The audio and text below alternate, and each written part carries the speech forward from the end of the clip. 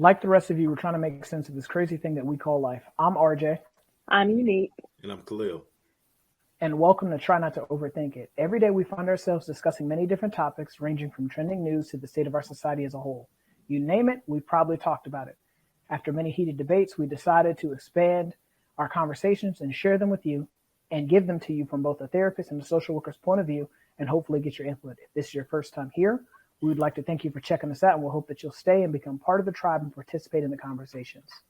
So today we are going to talk about when it's time to walk away. So Now, I'm kidding. so many of us have been in relationships or situationships, regardless if that's personal, romantic, business, professional, and we're in them and they just suck the life out of us. We don't grow from them. They're not enriching us. They're not nourishing us. They're not helping us be the best versions of ourselves. And as I've said in previous episodes, if things don't add and multiply in your life, they divide and subtract out of it. And so in being in these relationships, they're taking away from you rather than, surplusing in your life. So I thought that it was very imperative that we talk about this topic today and hopefully, intrigue people or at least spark that conversation for people to recognize if it's their time to walk away from certain situations that are pretty much lifeless and dead. So who wants to start us off? Defer to Unique. You want to defer to me? Beautiful, beautiful. I'll pick it up. I think you gotta ask yourself first, like before you can see, am I walking away? What are my values? What do I contribute to this? Have I communicated my wants, needs, and expectations clearly?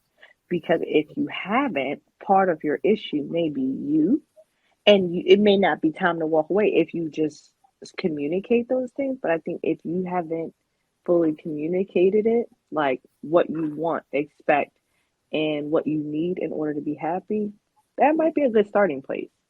That's not why we are here. I think in this space, it's time to walk away when those things are not met. So establishing, okay, this person does not respect my values. They don't respect my boundaries. We have differing goals that are polar opposites, because you're going to have different goals from people you are in, because we're individuals. But if your goals are competing, like I'm a spender, I'm a saver, and I have no intentions, or the spender, I have no intentions on being a saver. I'm looking to grow, I'm looking to be stagnant. That might, differencing of goals and mindsets could definitely be something to say, all right, I need to reevaluate this situation, and it might be time to exit. I think abuse definitely is time to pull the plug, especially if the person is not interested in getting help. Because, and I mean, there's varying levels of abuse, and we talked about that on this show, but varying levels. And I think if a person is just like, yeah, I'm good, it's your fault. Like, if you wouldn't do this, then I wouldn't treat you that way. It's time to go ahead and let that go. So I think that's just surface level. I know we're going to get into it more, but surface level, I think that you have to look at the respect factor. Is this person respecting me, my goals, my values, and like I said, what I've clearly stated coming into the relationship? I agree with that wholeheartedly. I think that for me, I'm an energies person. Our energies have to match. In order for any relationship with me to be successful, regardless of what type of relationship it is, I can't feel like I'm working at it harder than you. Right. And so I've had to kind of realize as I got older, when our energies aren't matching, our effort isn't aligning, I kind of fall the fuck back. Yeah. I'm one of those people where if I feel like I'm putting more into it, I'm trying harder than you, I'm working at a goal harder than you. It's kind of like if you're rowing a boat. If we're not in sync and rowing the boat, we're just spinning in circles. And so if in the relationship as I said, regardless of what type of relationship it is, if the relationship that I'm in or I find myself a part of, if our energies aren't matching, we're not working towards a shared purpose, we're not putting the same level of effort in, our intensities don't match, eventually I'm either going to burn you out or I'm just going to fall back. And so because to me, I need to feel like we're moving together. We're in concert. We're in unison. We're singing the same song in the same pitch, in the same, on the same key. We're not singing this song one day and then tomorrow I'm singing this song and you're singing a different song. Like we have to be, lockstep, moving in the same direction with the shared purpose and the shared vision. And I don't say that from a standpoint of that people do not change and people don't grow over time. But as Unique said, there's a conversation that occurs, so that when you get to that point where you feel like we're not in unison or we're not in sync, there is a conversation that has to where you can figure out why it is that we're not at that same point, or what has changed for us to not be at that same point, or what we can do to get back on track if we were before on track. So I think that, for me, that's my biggest thing is energies and effort has to be there. Yeah, absolutely.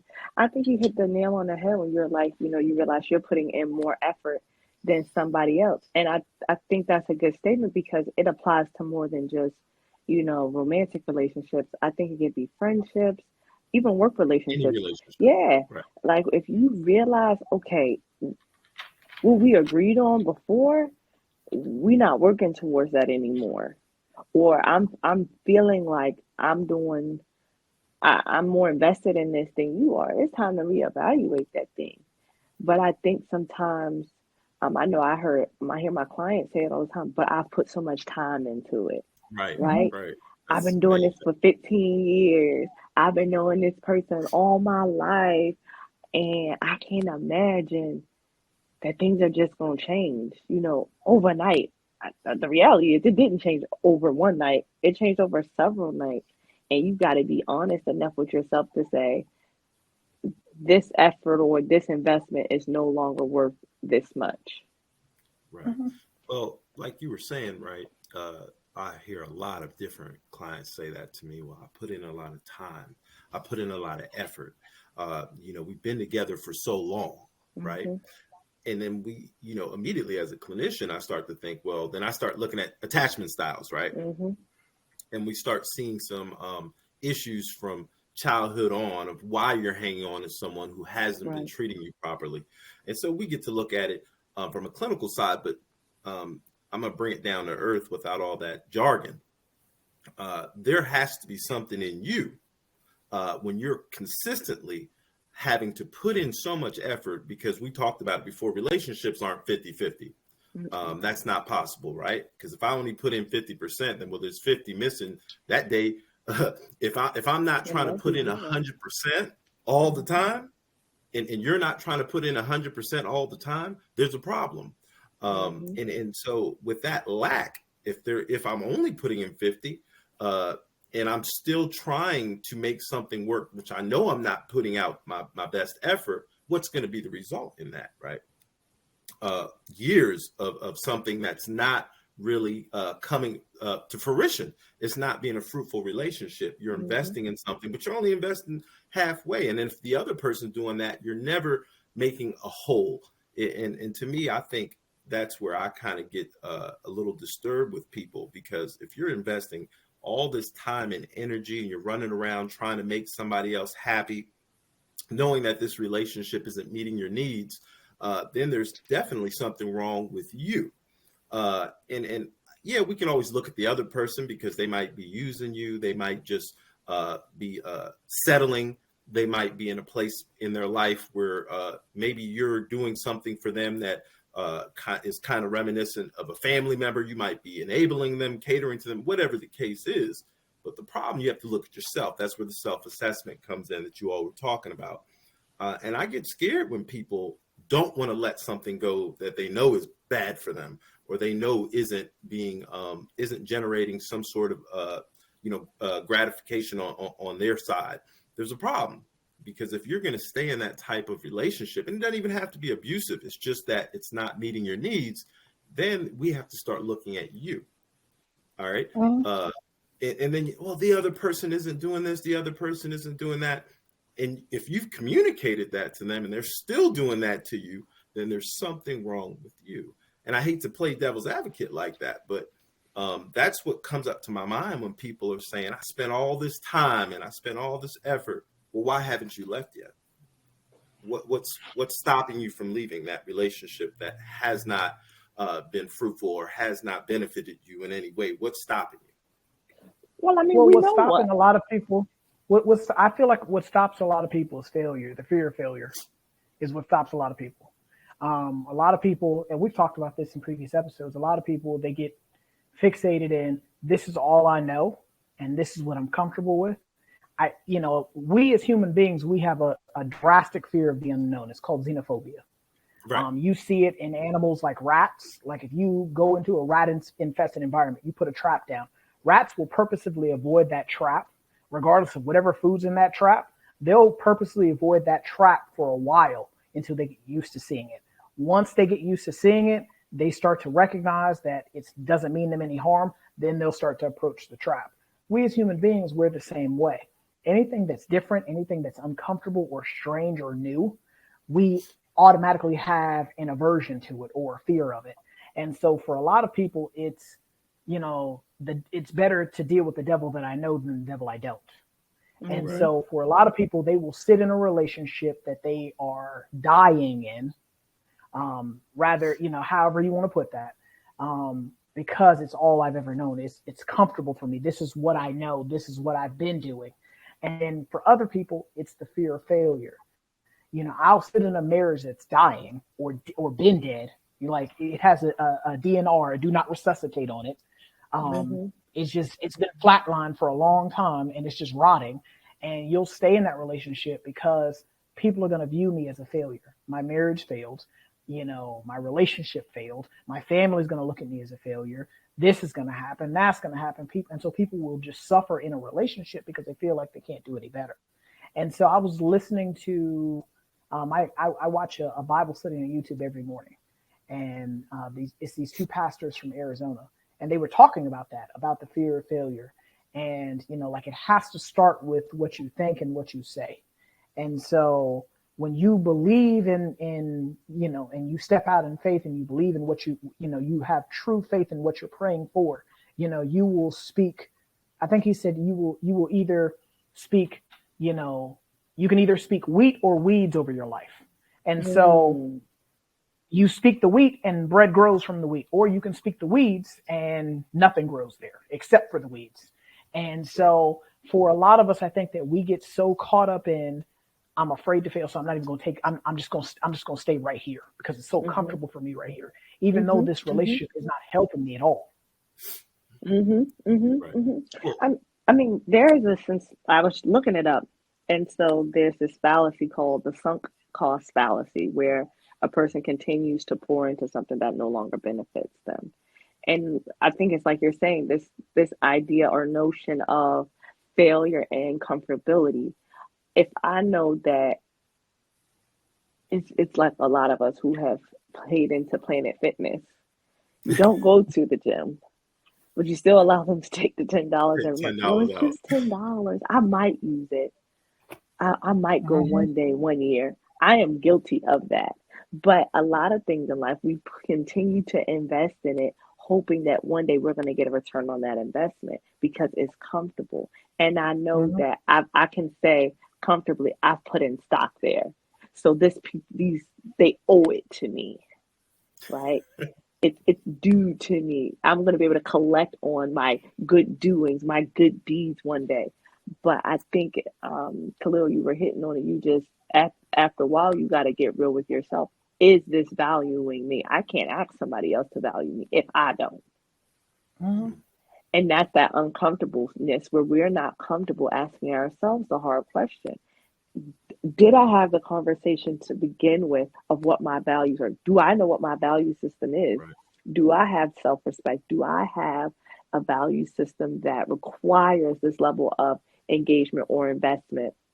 over a long period of time? Do I have I put into something that I know is really a sinking ship? Right. Am I putting into this investment hoping to change someone else, or and I'm allowing myself to be blinded by what I'm currently seeing because it's uncomfortable for me to have again that hard conversation to say this investment no longer benefits me, so I'm gonna go ahead and pull out no matter how much I've lost already. I'm gonna stop losing and leave now. Right. So many times we continue because we want to save face. We don't want to look like the idiot. We don't want our family to talk bad about us. And so we continue that mess, hoping for a different outcome. I talked to my client, I said, if somebody gives you an anaphylactic reaction, how many times you gonna take the EpiPen before it kills you? Right. Because at some point, the thing that's saving you is just gonna stop working. You're gonna die from it. Staying in places or in relationships that don't serve you is at some point going to kill you, whether it kills your self-esteem, your self-worth, your motivation, it drains your finances, it kills It's your care toxic. for other people. At Yeah. some point, it's going to kill some part of you. And so you got to ask yourself, is that worth my death? Right. Are you And protecting your meat? not. And if you listen, Are you pun protecting? intended, and listen, not pun and unpun intended, but I think a lot of people they're not because they're willing to protect the appearance rather than the actual nitty gritty of it all. Right. I think that for some people, they also get caught up in trying to save somebody else or Mm. other Oh, or save a relationship. And I mean, for me, hmm I'm guilty of that. I hate to give up on people. Right. But what I had to come to realize was that I couldn't save everybody. You got to And be honest so, about it. They don't in want to be in saved. That's what that man said. and yeah, that's 3 6 Mafia said. Don't Well, save her. They don't want. that She is don't want to coming be up saved. Yeah. And constantly I today. mean, and for me, what I had to realize was in trying to save them, I was drowning. I was allowing them to drown me. Yep. And so, at some point in time, your self preservation has to kick in, and Yep. you have to say, you know what? No matter what I try to do, no matter how much I try to support you, no matter how often I'm there, you're just gonna always be here. And Yep. so for me, I'm always trying to, shout out to the low vibration plate lady. I'm always trying to vibrate at a high frequency. And Yeah. so if I feel like you're slowing down my vibrations and just pulling me down here, like as a friend, as somebody, like, cause I don't use that title lightly. If I rock with you, I rock with you. But it hmm gets to a point to where you like a person has again, our energies have to match. And I have this hmm conversation with my clients all the time. I can't work harder at something than you are. I And won't. you, right. Yeah, I, I I think won't. exactly. And so for me, when I came to that realization of I can't save everybody because they're slowly starting to drown me, as you said, it became toxic because it was hmm like it was killing parts of me. hmm I'm becoming depressed because they're depressed. I'm struggling because they're struggling. Their problems were becoming my problems. Their hmm beefs were becoming my beefs. And it was just a cycle where everything was just a negative. No matter what was going on, it was a negative. And so at some point in time, you have to recognize, like, for some of us, you have to cut that off. Like, hmm we all have a point to where you have to just say enough is enough and this has to go. Yep. And like you said, we have to have those real conversations with ourselves. A lot of hmm us we want to try to jug and finesse and Yep. and and Yep. shuck and jive everybody else, but you can't do that with yourself. Yep. I think RJ brought up a valid point when we talk about people who try to save a relationship. Uh, Mm. when we talk about the drama triangle, Cartman's drama triangle, there are people who are naturally rescuers, right? Then there's the victims, right? And then the persecutor. So we have Mm-hmm. those three, and the drama always plays out. And when we start talking about relationships, especially friendships, you see it a lot in friendships where people put in so much effort thinking they're going to get a return, which would make them feel good. Mm-hmm. You know what I mean? Mm-hmm. And I see that in relationships. I'm going to do everything I can to make sure this person, especially with people who suffer with substance abuse. I work in the substance abuse field. I see it all the time with family members, parents. Yep. And it's like, I'm going to do everything I can for this person, but we end up enabling them. Yep. And we enable our partners to continue to treat us like this. And then we're sitting there and we're like, well, how come I'm not getting an investment back on a return back on my investment?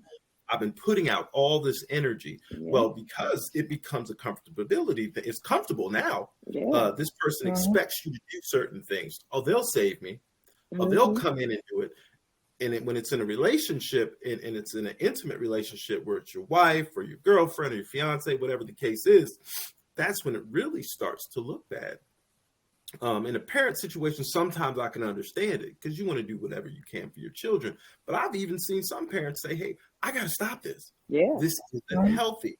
So when I've told parents to stop. Like of my substance abuse clients, I said, stop. I said, they don't want it. You want them to be clean. They don't want to be clean. Man, and it hurts, but those are things that you have to look at even in a relationship with a husband and wife. Yeah.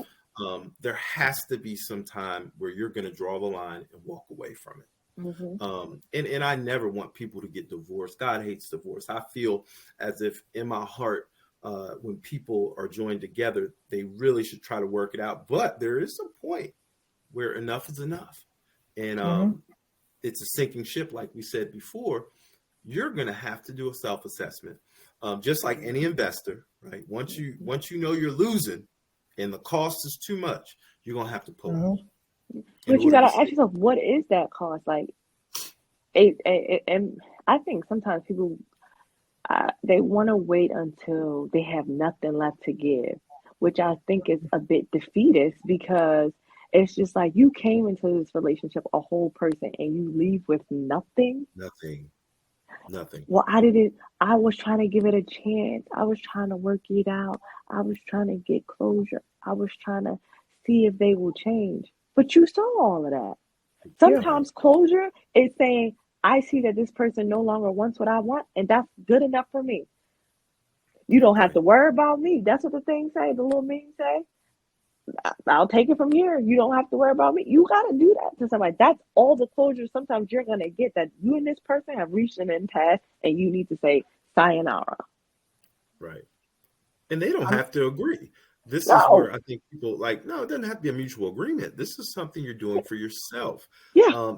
And not saying that people need to be selfish, but when you're taking all the loss, you're taking all the stress, the mental stress, the physical stress of running around, trying to do everything for this person, and you're feeling abused and you're continually going in that cycle, that only hurts you. They're actually, you know what I'm saying? There's no sweat off their back, really, but it's like, well, I want them to be okay. No, I want you they're fine.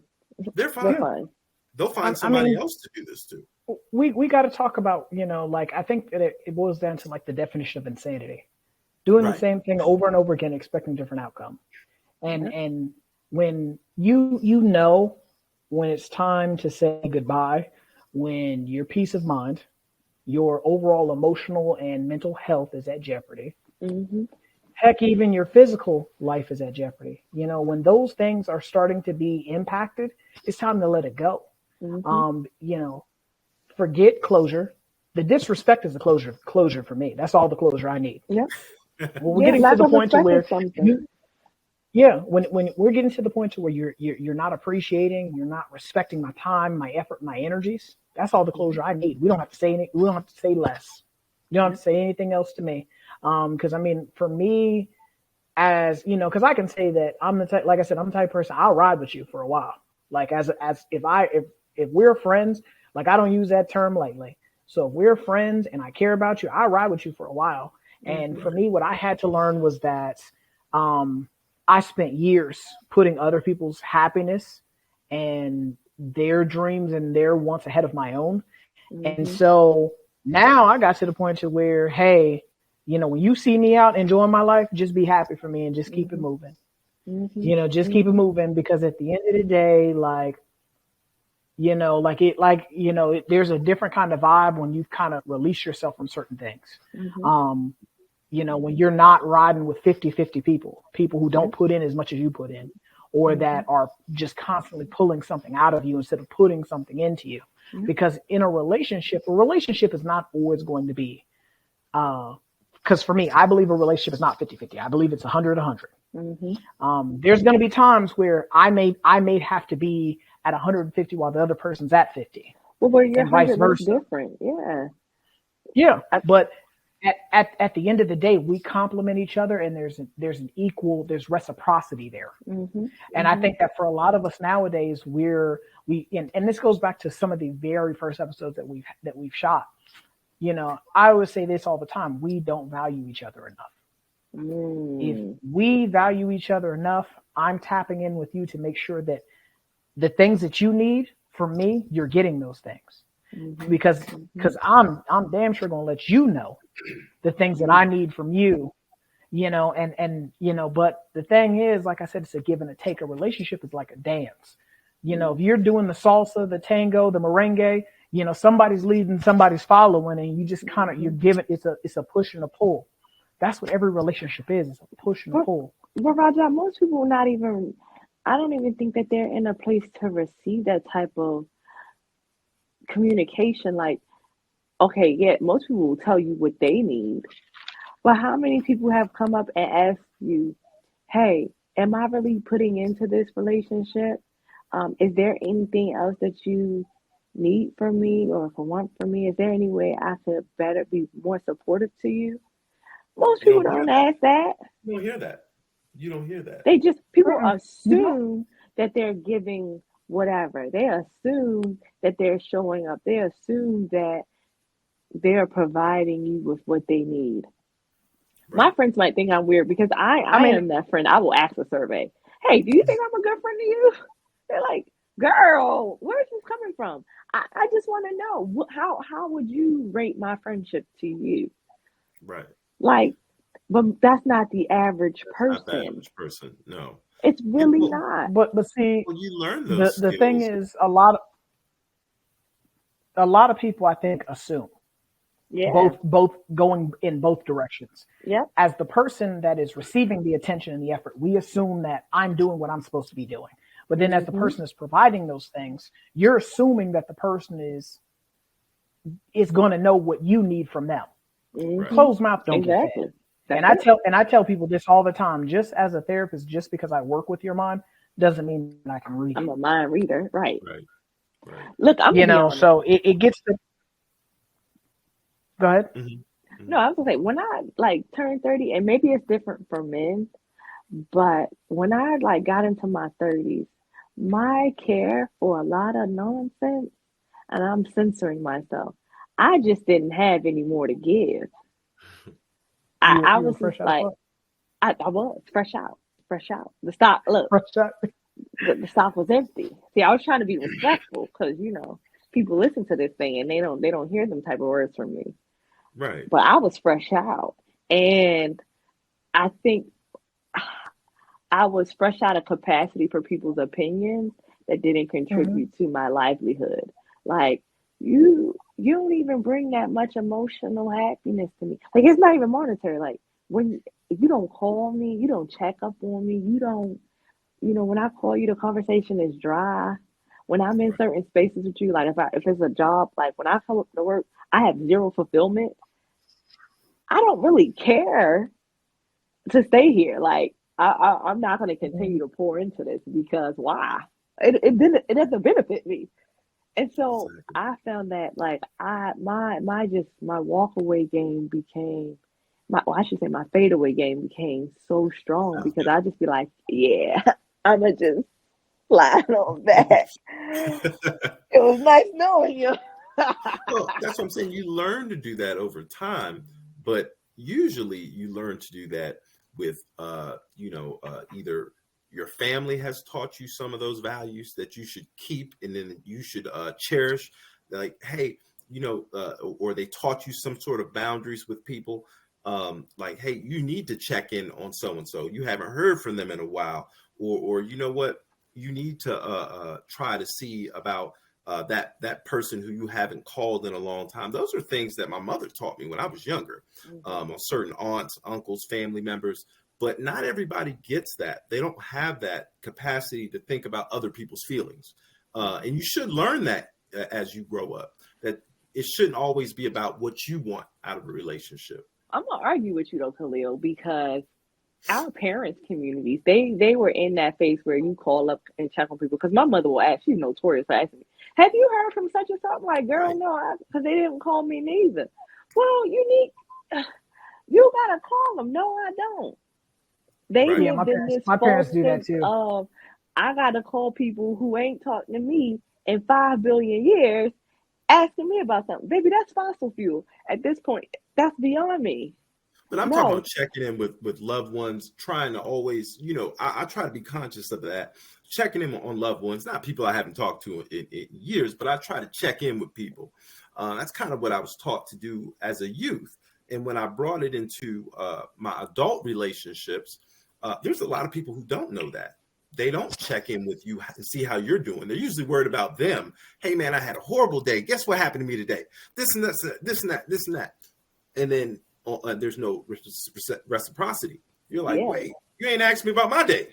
I'm talking about friends. I'm not even talking about girlfriends or wives. I'm talking about friends. And so that's what I'm saying. Some people haven't learned that. You should have learned that when you're in a relationship and you have a friendship, you have to check in on people, and likewise they should check in on you. I've had an aunt to tell me, and this might be personal, but I had a family member. It was my aunt. She was just like, yeah. I pulled up. We were at a gas station, and she was just like, I'm your elder. I haven't heard from you. I was so flabbergasted because I was just like, last time I checked, I paid my phone bill every month, and last time I looked at my missed calls, I ain't had one from you. Right. I ain't have a text message. I didn't have a bird call. Niece, how you doing? You good? I didn't have that. So just like you're expecting it from me, young lady, I'm expecting that from you too. We grown out here. So don't expect something you're not willing to give. Respectfully. I love you though. Right. But I check on you. I will check on you just about as much as you check on me. And I'm gonna see you when you see me the next time. You be easy now. Stay well out here in these streets. Love you But though. see, what you guys both explained was what I said earlier about energies. Yeah. The reciprocity. You call people who call you. Yeah. I'm giving what I get. Yes, ideally we should be tapping in with each other because our community should be that. We should be close. This is your family or somebody you're cool with, somebody you interact with on a regular basis. But what I always find funny is like what Unique was pointing out, the Kobe fadeaway, where you kind of fade into the background and people, oh, well, you acting funny. I ain't seen you in a minute. I ain't heard from you in a while. And it's like, but when I was here though, you didn't have that same energy. You wasn't talking to me when I was here. You wasn't acting like you knew me when I was here. But now all of a sudden, because I done fallen back off you, I'm cool off you. Now all of a sudden I'm acting. Now funny. you all on me. Mm-hmm. Yeah, like Mike Jones. Yeah. That's what I was thinking in my head. But when it comes to relationships, it has to be a point where if someone is really caring about me, right, they are going to worry about how I'm doing. They are going to be able to ask those hard questions if I'm not doing well. And they are going to be, sometimes you're going to have to cross those boundaries if you truly care about someone. Man, it doesn't seem like you're doing too well, man. You look a little depressed. Your body language has changed. We have to do that with each other. If I'm in a relationship with a woman, if my wife at home does not ask me how I'm doing and my head's down and my body language is as such where I look depressed, then there's a problem with her as well. Yeah. You know what I mean? Absolutely. I need someone to check in with me. And that's part of a relationship. But I think that, we've said it a million times just today. That's that respect factor. That's, I value you not for what you can do for me, but because of who you are to me. I tell my clients day one, when they come into therapy with me, I hit them with a few rules. One of those rules is shoulds don't exist in therapy. If you shoulda, you coulda, you woulda, you wouldn't have been here. Right. I don't care what your mama she shoulda did, she shoulda known, your siblings, your coworker, your boss. Well, they because of this, I should have. You are no shoulds in life. That ain't realistic and it's not real life. Leave it in your dreams because that's the only place that it counts. Right. Only thing you have is what people are actually giving, what you are actually provided, what you are actually afforded, what you can actually see, what you can actually fact check. If you can't fact check it, then it probably ain't that. And you got to respect and accept what people are giving to you. I think so many times we love the should, the potential of a person. Right. They once were, we used to be, I've known. And it's just like, but currently you're here. I can only treat you with what I'm currently seeing, what you're currently displaying. I have to respect you enough to say, you know what? This is the space you want to operate in. I think that's respectful. For sure. I definitely think that not only do we get caught up in the potential, but also in the fact that we allow the wrong people to come into our circle and sit down at our table. Because like we as people, we tend to not necessarily vet people before they get into the building, into the party. Yep. Like a lot of times, like when you go to parties, there's a bouncer at the door that pats everybody down, warms them down to make sure they ain't got nothing on them. We don't do that with the people that come in and out of our lives. And so what ends up happening is the wrong person will find you in peace and then leave your life in pieces. Shambles. Come on. And then when the right people come around, they find you in pieces and then they lead you to peace. And that just blows my mind how like I said, we spend more time securing our cars, securing our finances, securing our credit score, but then we don't put that same energy into securing our peace of mind and our heart and our emotions. We just let anybody come up in this bad boy and sit down across from the table with you and take up your time, and you ain't protecting your meat. And I mean, for me, like that just blows my mind. I got to go and make sure I got car insurance. My car is locked at all times. You got some people riding around in bulletproof cars because that's how protected they want to be. That's how protected they are, right? But then we don't put that same energy into protecting our peace of mind. And so again, like I said, you have the wrong people around you, they will leave your life in straight chaos and turmoil. And now you gotta heal through that. Then anybody else that comes into your life, they gotta weather that storm with you to be able to get you back to where you were before. And that's something that we have to do better about in regards to valuing your peace of mind and the serenity that comes along with having a strong peace of mind. To me, that is the most important thing to me. Yes. If you disrupt my peace of mind, I cannot. You got to go. You got to go immediately. Right. Me and my dad were having this conversation because he's just like, you just antisocial. No, it's not. I'm antisocial. I'm anti-bullshit. Yeah. When I recognize that a person is a threat to my peace of mind. Anti-chaos. Exactly. Yeah. You are a threat to my peace of mind because I'm quick to jump to demon time. And the Lord is working on me, to cast these demons out. But I'm telling you, I'm quick to jump to demon time. So to not be constantly on demon time, I have to be more mindful of the people that are around me, the people, what they're saying and what they're doing around me. And so if you're threatening my peace of mind, because as you get older, like Unique says, like once you hit like 30, you start to realize like, I don't have to put up with certain bullshit. I don't got to. Right. I don't got to do this. And so because you just realize like, man, that's everybody. That's everybody. Everybody can get it. Right. Anybody can get it. I think a lot of people opportunity. I hate all of y'all equally. Yeah, I think a lot of people struggle with being alone. I talk to many clients, and it's a very difficult thing. And I know I had a couple old timers have to school me like, hey, one of my mom's good friends, he died last year.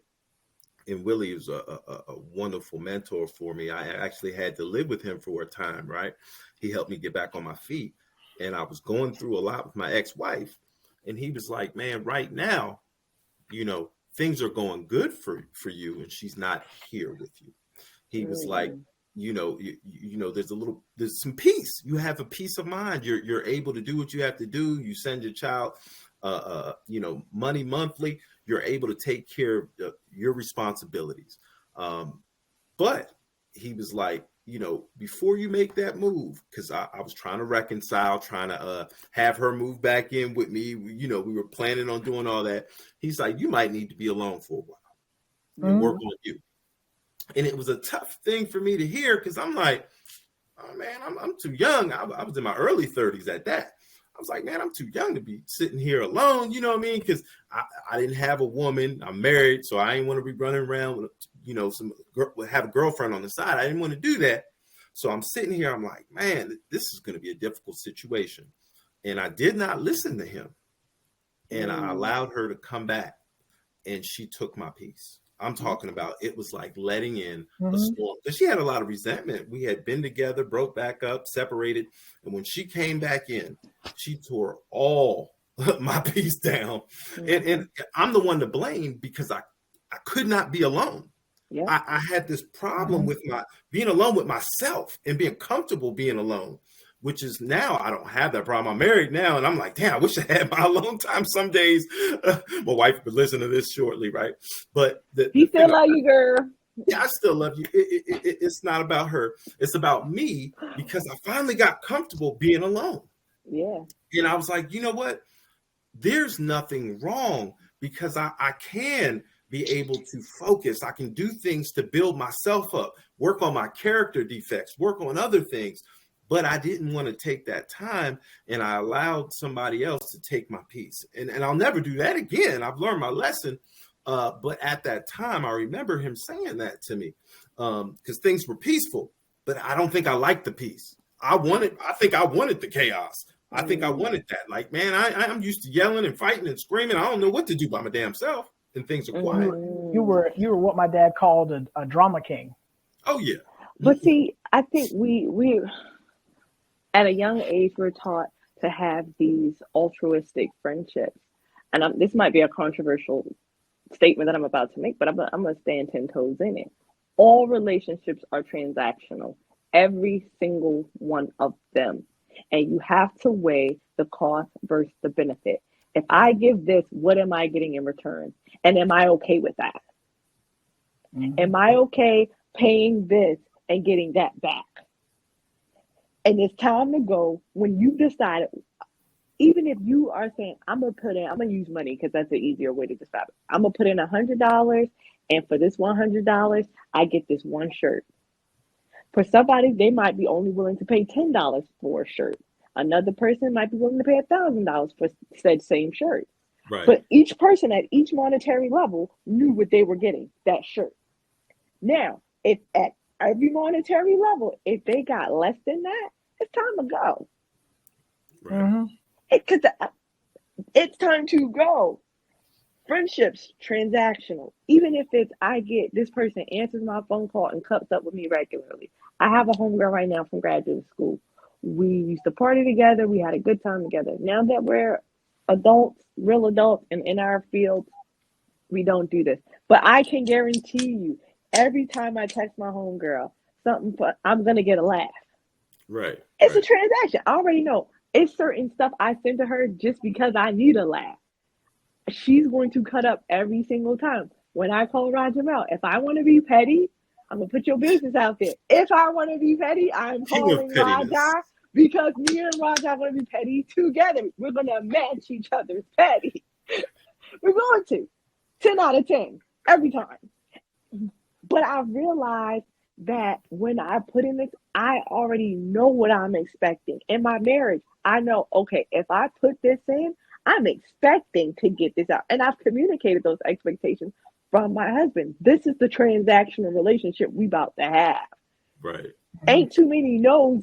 I mean, you're going to have some no's, but ain't too many no's on what we agreed on. If we bringing new stuff to the table, well, you might get some guesses in those. But the stuff we worked out in the beginning, nah. When what you mean you're not doing that? What you mean you can't get at? What? No, we're not. I'm not having that. I'm just not. All relationships are transactional. Even your job. I had a boss, and my boss was demoting me, and that man was just like, "Oh yeah, I'm cutting your salary from 6 figures to like slashing it in half, which was less than I made when I first came into the company." And I was just supposed to accept it. He was just like, "Yeah, that's it. What do you feel about it?" I was like, "I don't feel anything because I'm not accepting that." Right. This man had the nerve to say, "What do you mean you're not accepting it?" I said, "I'm not. This is a transactional relationship. When you stop benefiting me, I no longer benefit you. You want something from me just as much as I want something from you. And so when those two things no longer work, we got to renegotiate, or we got to go ahead and cut our losses here." He's like, "Well, I guess this is your resignation. I guess this is your firing me." No, that's not how this works. No, we've reached an impasse because you said you wasn't paying me my money, so I'm not running them services. Right. We just talked about respectfully. That. We just talked about that. You were talking about a client. His wife was no longer meeting his needs because she didn't want to do something that he had asked her to do about her appearance. And at that, he stated from the beginning. From the beginning, this is what I like. Yeah. So we kind of talked about that. So if we put that in relational terms, right, just like a job, if I were to only, if you were making 100,000, I'm telling you, I'm only going to pay you 50 now. You're going to walk away from that job, right? So same thing with your relationship. If the person says, "Well, I'm no longer putting in 100, I'm going to give you about 50. You're going to say, "Oh, hey, wait. Not I got to go." But people don't. People will accept that. Yeah. Well, and that's funny to me because it's the same type of stuff. Yeah. They're saying but you wouldn't accept that with value. your money. Right. But you wouldn't accept that with your money. But you'll accept that from a relationship. Oh, get out! I'm not even giving you no money. I've seen it with people who don't even get no money from the other person in the relationship. They take money from you, and you'll take it. That's crazy. I mean, it goes back to something I was taught a long time ago. One of my coworkers said that disappointment stems from unmet expectations. Yep, every time. It's if you are outlining what you are expecting from the relationship at the very beginning, there's no surprise down the line in regards to where where the line in the sand is going to be drawn. Yep. This is what I'm expecting. If I come to work and I, like the example you used, if I come to work and I'm supposed to do XYZ responsibilities for X money, I know how much I'm going to get paid as long as I complete all these tasks. Mm-hmm. Now, when you start being funny with the money, again, if I'm not getting XYZ money, you're not getting XYZ services. Yeah. That's just what it is. And so for a lot of us, we go into relationships and don't outline what our expectations are from the very beginning. Yep. And so then once the game has been started, you can't then change the rules of the game after the game's already been started. And so a lot of us will sit here and get halfway through a Super Bowl game and then be trying to change the rules up halfway through the game. It's too late now. At halftime. Because I don't like the way this feels no more. What? Yeah. And it's like, it can't be that way. And so you have to outline the way you want to be treated from the very beginning. You have to outline what your expectations are. What game you playing from the beginning? Am I playing a long game or a short game? Because they're two different games. Or if I'm playing football or basketball. It's different rules. Right. I can't go into football talking about I'm doing, I'm running a short play and I'm shooting a free throw. They don't work. Yep. They don't work. Well, you hear it so much. You hear people say, "Well, in the beginning of my relationship, my husband worked. Now he don't want to work no more." Wow. Well, you should have told him off the break in the beginning. Hey, everybody's got to work in the house. Everybody's got to work. Mm-hmm. You know what I'm saying? We all need that age. But it's funny when people change up in the middle of the game, and you got to say, "Hey, that that's not how it was. That wasn't the expectations that were put on both of us when we first started the relationship. I thought we were going to keep being employed. What happened? But that happens a lot. Yeah, that wasn't, and I think it goes back to what we've been saying. That wasn't the communicator expectations. I think I was looking over something for like couples therapy, or just listening to a podcast or something, and they were talking about the importance of check-ins in relationships, like doing those pulse checks to say, are we still on the same page? Do we still have the same goals? Are we still moving in the same direction? Every year, my husband looks at me like a deer in headlights when I sit him down and say, what are our goals for the year? He's like, woman, didn't we? Yeah, but things could change. You might not like the same things you liked before. You may finally decide I can have my short hair again. And that would be okay with me. It's never going to happen. It's a pipe dream. But maybe he'll bump his head and be like, yeah, lady, go ahead, get that pixie cut. But I got to ask. Yeah, go on, cut all your hair off and then walk up in the house. See what happens. See what happens. I wouldn't be on the next podcast. Y'all would be coming to the memorial service because I'd be missing. I would be missing. Nah, he would just put you at the house. He just put you at the house and you got to go stay with your parents. You got to get up out of here. I mean, it's one of those things where I think that like I said, for a lot of us, we got to outline, the rules. Got to outline what we're expecting. Yep. First off, before we get into what we're outlining to other people, we have to have that awareness of what's important to us, what we value. Yeah. Because I can't point out what I value to other people when I don't know what I value. Yep. And for each of us, that's unique. What we particularly hold as important or something of high value may not be the same to somebody else. Mm-hmm. But once you establish that with yourself and you communicate that to the other people who are operating inside of your ecosystem, you'll be able to recognize the people who are willing to receive what you're telling them.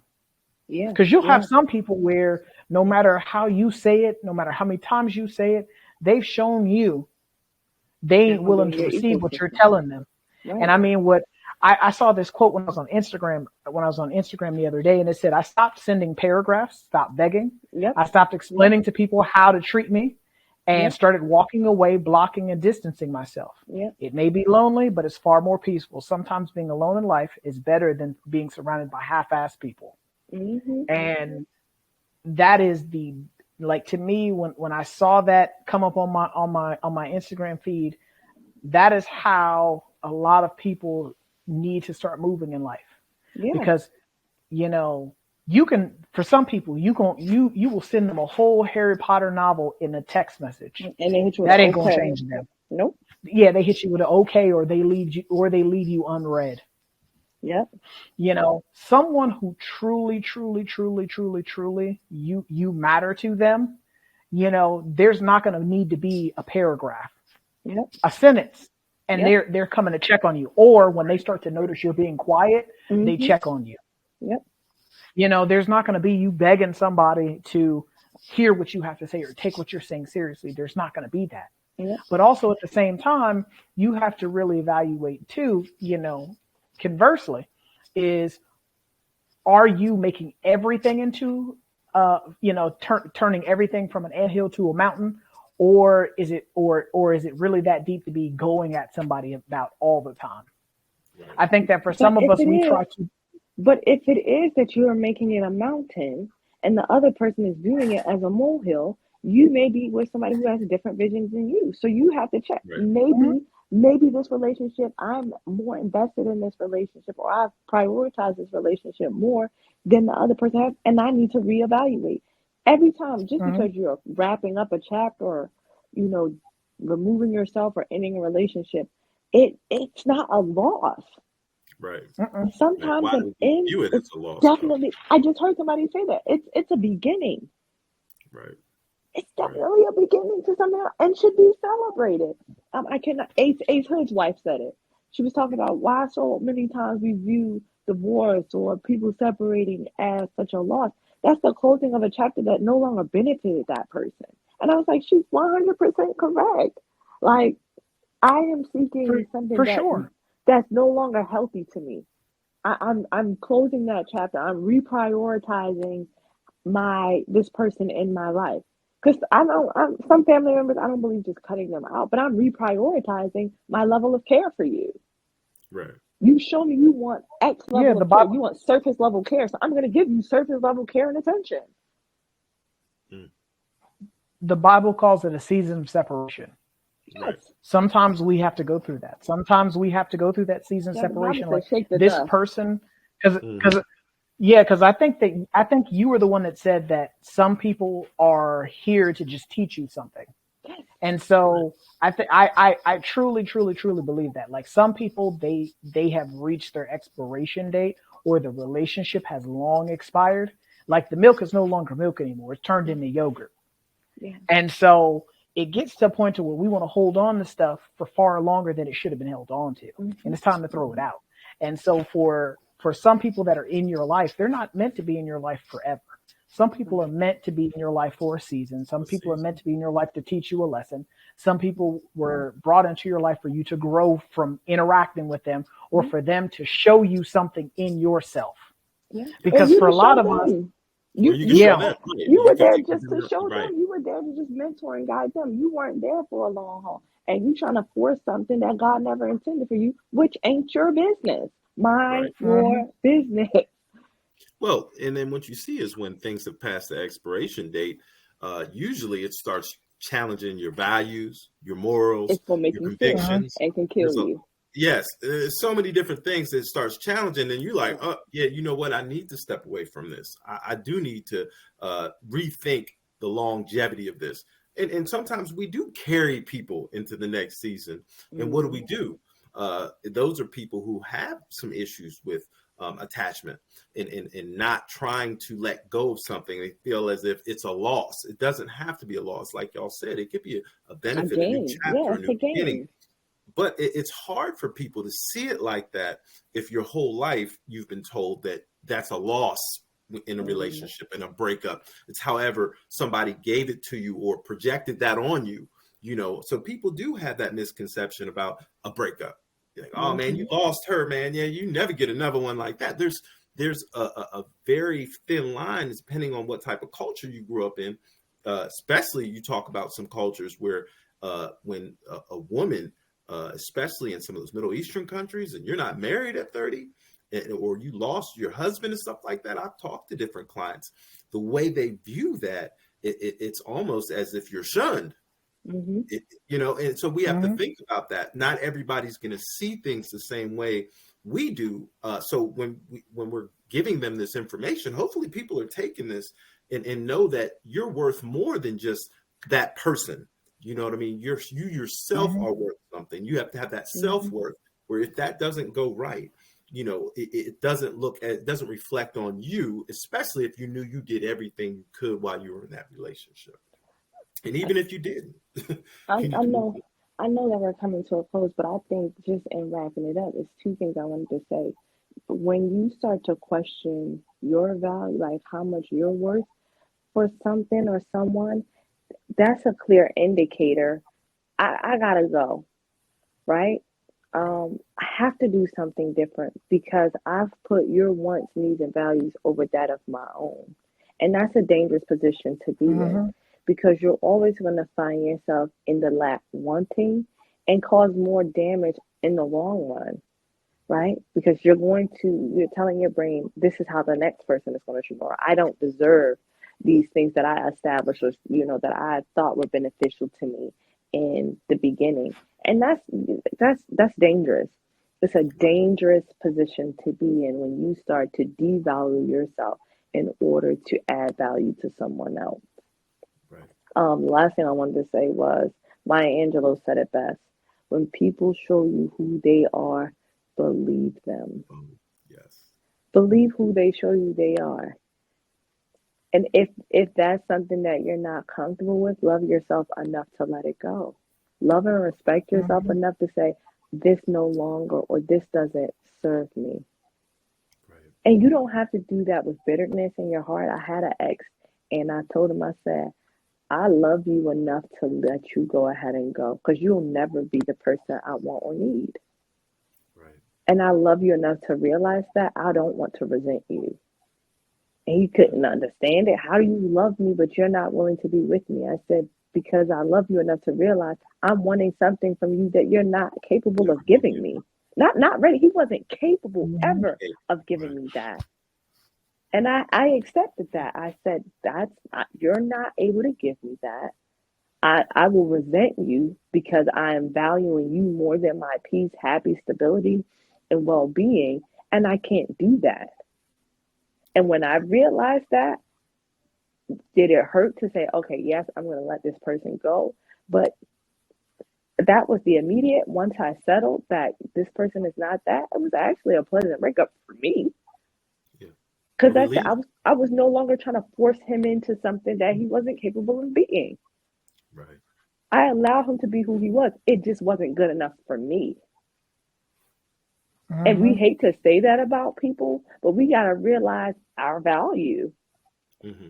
You can't spend Walmart tennis shoe money at Louis Vuitton looking for the same tennis shoe. It's different. It requires different money. Don't match up. It just do. Why you had to go at Walmart like that? She did have to go at Walmart. Because some people do shop at Walmart and they do have quality. Walmart been coming up. You could buy something for $50 at Walmart.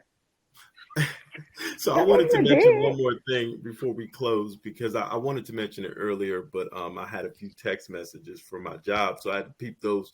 But I did want to mention, I don't have all the full statistics, but children who are abused usually find themselves in dysfunctional or abusive relationships as adults.